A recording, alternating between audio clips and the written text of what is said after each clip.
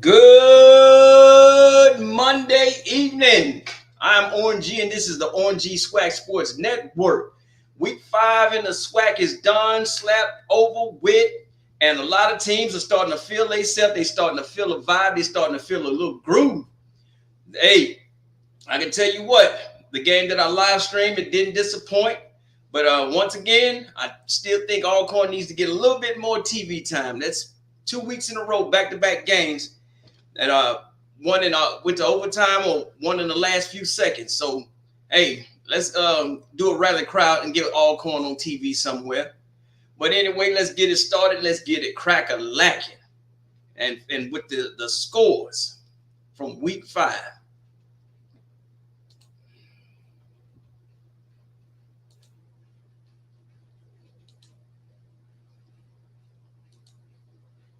All right, week 5. It didn't disappoint. And finally, Texas Southern gets a victory. They beat Lincoln from California 52-7. Wasn't too much to see about that. Tuskegee, all that hype, and nothing against Tuskegee, but you had too many people hyping y'all up. And Quincy Casey shredded y'all with 4 touchdown passes. My goodness, man.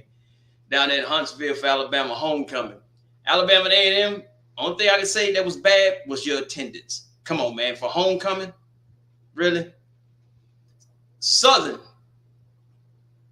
dear old Southern, went into Pine Bluff and beat the brakes off UAPB, 27-0. Let me tell you something. Southern, if you play like that the rest of the way out, you might be, hey, man, might be able to shake something in that Swac West.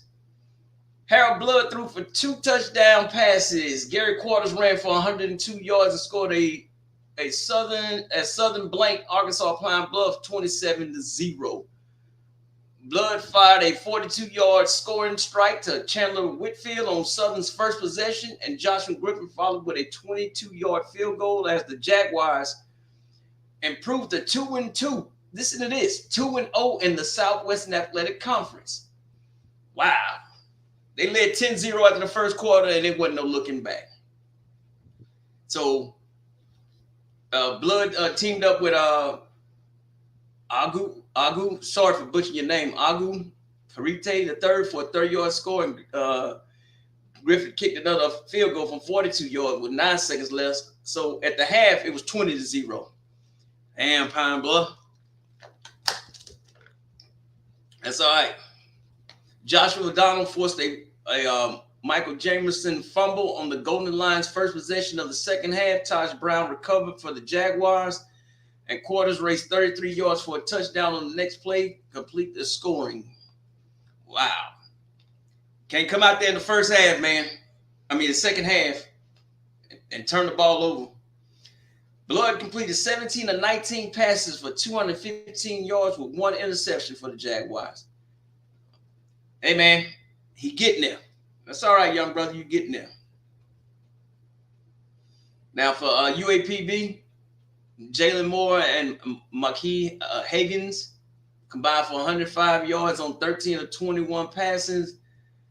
UAPB is 1-4 and 0-2 in the SWAC. Higgins threw a pick. Southern finished with 488 yards of offense while holding the UAPB to 221. So your offense is kicking up. Your defense, of course, it was a shutout. You only gave up 221 yards. That's phenomenal. Good job, Southern. 2-0 in the SWAC. Watch out now. That Southern and Grambling game, that Bayou Classic, starting to look real nice. Tickets go on sale. Also, a note, basketball media days is October 3rd and 4th down there in Houston. So get a chance, check that out. I follow all sports in the SWAC. Football, basketball, baseball, soccer, volleyball, it don't matter to me. But it's all good. All right. Alcorn versus Alabama State. Alcorn really has a field goal kicker. I'm telling you. All right. Well, Aaron Allen for Alcorn passed for 370 yards and 2 touchdowns. Wow.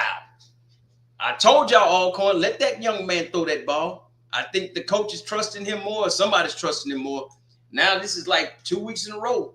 He's had 2 real good games passing. So, and Noah Kanai kicked a 30-yard field goal in overtime to help Alcorn State beat Alabama State 23-20. So Allen completed 32 of 46. Kanani connected from 39 yards to close the first quarter and 24 yards as time and regulation expired. Hey, that young man kicking. That's 39, 24, and a 30. Hey, that ain't easy to do. If people thinking that's 9 points itself. If people think that you can go out there and kick a 30-something yard field goal, all right, whatever. All right, this is the play. I wish I had the highlight. I don't have it, but Kanai, however, had a 39-yard attempt blocked by Trey Phillips, and James Burgers scooped up the ball and scored from 75 yards to give Alabama State the lead with 9:20 left in the fourth quarter. Burgers intercepted a pass on Alcorn State's ensuing drive, but the Hornets gave the ball right back when Trey Smith forced a fumble by Jawan Howell that was recovered by Malachi Bailey at the Braves 5. Wow. Allen completed 8 of 12 pass on the ensuing drive, including a 41-yard pass to Malik Rogers on 3rd and 10. Moved Alcorn State to the Hornets 6. After an incomplete pass, Kanai tied it at 20 to force overtimes. The Braves started overtime with the ball. Their drive stalled at the 30, setting up Kanai's. If I'm pronouncing your name wrong, sir, I apologize. Kick that would prove to be the game winner. Alcorn State Devin Dawson sacked Demetrius Davis to make it 4th and 16 before Jaden John missed a 37-yard field goal attempt for the Hornets. See what I'm saying? That wasn't easy to do, man.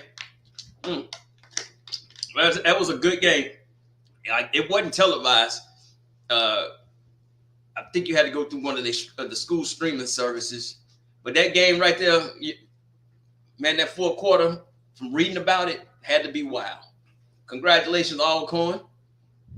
Now, Alcorn now is 2-3. They're 1-1 in the SWAC.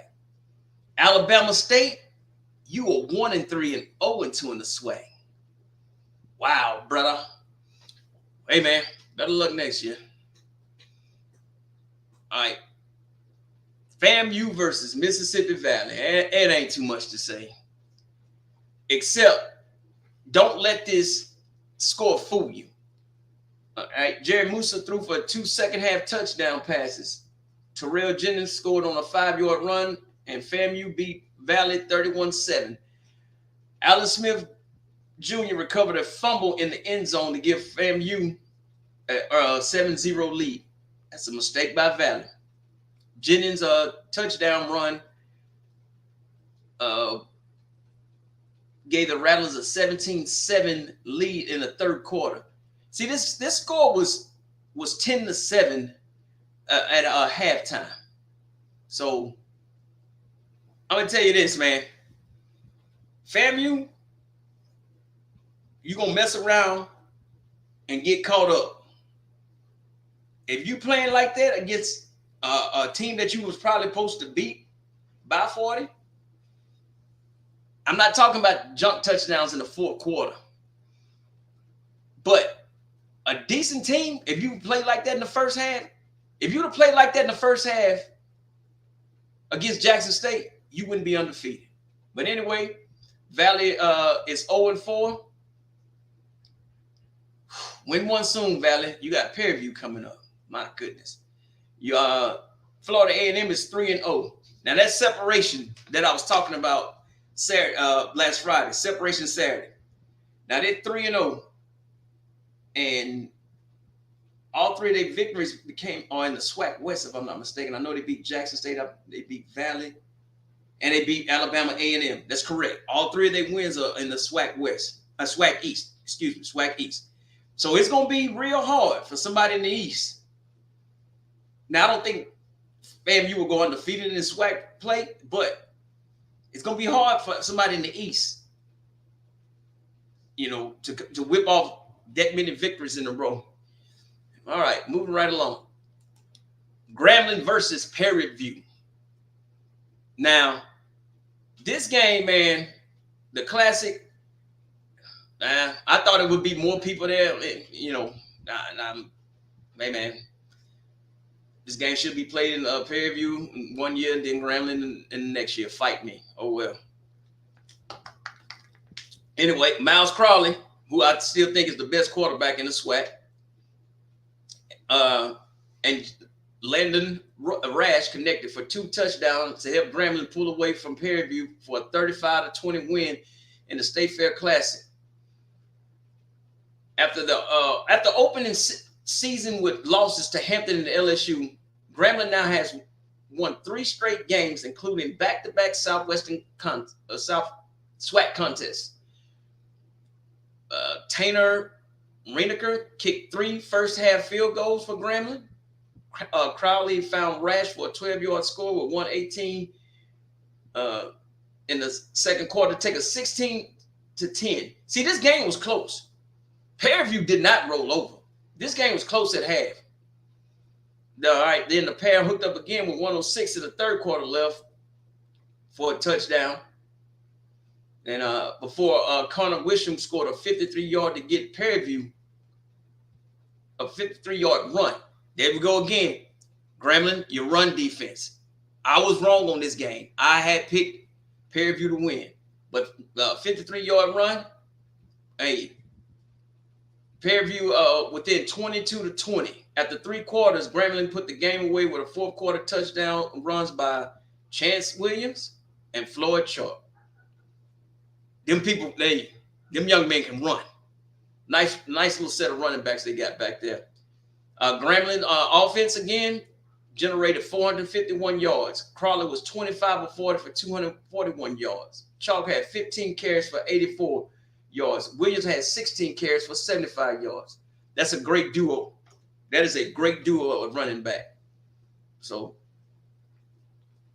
Trayvon Conley for Prairie View was 11 of 23 for 223. The Panthers are 2-3, 2-1. Wow. No separation Saturday for you there, PV. But hey, you ain't out of it. You are not out of it. Yeah. So that's what we had for the scores. Now, stop screen. Now, this week coming up is about to be some more great games. And let's take a look at the standings right now before we look at what's coming up. All right, in the SWAC East, FAMU 3-0. This is the only conference. FAMU 3-0. Jackson State 1-1. Alabama A&M 1-1. Bethune-Cookman 0-1. Alabama State 0-2. And Valley 0-1. So it's a lot of football left to be played, but like I said, FAMU has 3 East Conference wins. So it's going to be kind of hard, man. They getting this separation together. Now that Jackson State and Alabama A&M game, that's going to be a pretty good one. You know, that might decide second place, or then again, because, I mean, FAMU, only real game they got left in the East, for the East now, is Alabama A&M. Because Bethune-Cookman ain't going to cut it. Bethune just getting mad for everything, for no reason, man. They funny to me. So, barring a meltdown from FAMU, I don't see nothing where they can't win the West. Like I said, they must have to have a meltdown.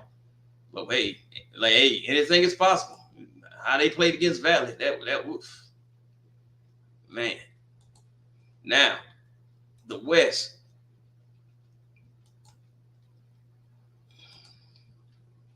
SWAC West.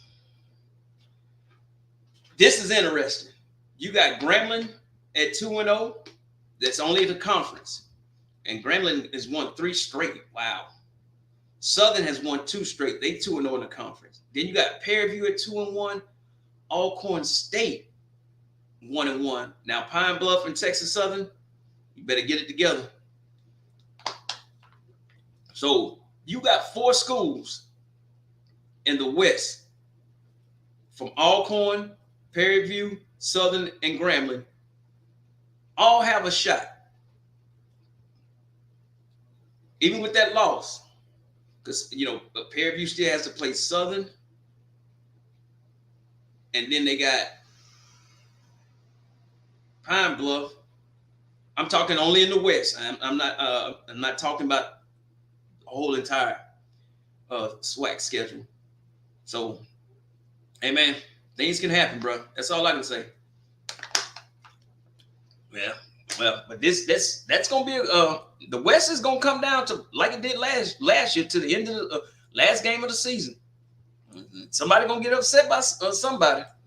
Slow singing and flower bringing, but it's all good though. So, all right, the schedule's coming up this weekend. This weekend, which should be it's 3 games that's gonna be on TV.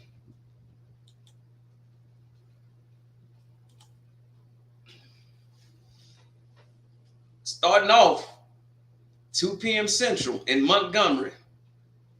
Alabama State will be hosting Bethune-Cookman. Now, Alabama State, you don't beat Bethune-Cookman, don't come to Jackson with all that mess for homecoming. This game will be on HBCU Go. Only thing I had a problem with HBCU Go was they commercials are too long. They come back from commercial, somebody scored or got a first down or turned the ball over. Like, wait, what happened to the game? But anyway, it was still good to stream. See, Alcorn versus Grambling. This game should be televised. It's not. Got to pay $20 again to watch Alcorn. I think Alcorn, y'all trying to get all my money. But this ought to be a good game. Because you have to put up 35 points to beat Grambling, Alcorn. I'm telling you that right now. You have to put up 35 points to beat Grambling. Because Grambling is going to score. And them running backs going to run on you. So, hey, y'all, and Alcorn, let your quarterback keep throwing. Because what? Because Grambling can't stop nobody. So, they stopped Pearview. But anyway. All right, this game down here in Mobile is going to be on ESPN+. Jackson State is hosting Alabama A&M. I guess it's the Gulf Coast Challenge or whatever it is, man. I don't know why Jackson State taking this game. This game should be played in Jackson. Alabama A&M don't mind, and they ain't traveling. They don't travel anyway. You're going to see whatever Jackson State decides to bring. If they decide to bring 20,000, 25,000 down there, that's about all you're going to see. Alabama A&M, you ain't bringing nobody. Just like Bethune-Cookman. Bethune-Cookman, you only bring a minivan full of folks to come out there to watch your team. But anyway, this game is at 3 p.m. And like I said, it's going to be on ESPN+. Now, the game that I will definitely be live streaming is FAMU versus Southern on the Bluff. ESPNU. Southern, can we get another sellout? Right now, you're the only campus that's actually had a sellout. Wow. Southern, only campus that's actually had a sellout. Try to make it 2 in a row. I'd like to see that. But that FAMU Southern game should be exciting. Southern, FAMU is beatable. But, hey, man, are you going to be the Southern that played against UAPB, or are you going to be the Southern that played against Jackson State? Coach Dooley, you win this game, your job is secure. And then, following up, Pearview hosts Mississippi State Valley in Pearview. All right, man. Pearview, you need this SWAC victory real bad. So you definitely got to bounce back. Valley, it's time for you to play spoiler. Everybody you play now, you need to be spoiling their chances for them winning the Swac East or West. So do what you need to do. But that's all I got for y'all tonight. That was short and simple. Sorry I started late and I had to go to the store. Old arthritis kicking in. But until the meantime and the next time, I'll see y'all Wednesday. Peace.